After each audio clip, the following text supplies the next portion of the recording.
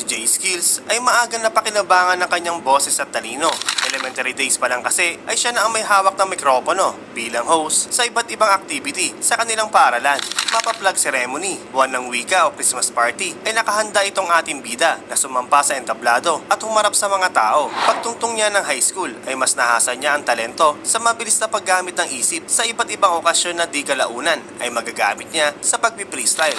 Wala siyang makasama noon mag-rap sa kanilang lugar. Sa kanyang paghahanap ay napunta siya sa isang hood sa Tondo kung saan nandun sina Tony Chrome at ang Lyrical Assault. Dahil na sa kanila ang hinahanap ng ating bida ay nagpasakop siya sa nasabing grupo upang malapit sa hip-hop. Pumasok siya bilang criminology student sa Emilio Aguinaldo College kung saan doon niya makikilala ang kapwa taga-Tondo na tutulong sa kanya sa pagtupad ng kanyang pangarap. Siya ay walang iba kundi si Mike Cosa. Dahil sa husay ng ating bida sa freestyle, isinama siya ni Cosa sa kampo ng 187 Mobsters. Doon nagsimulang gumawa ng legasiya ang ating bida na makikilala sa pangalang J Skills aka Roberto Boy Paos.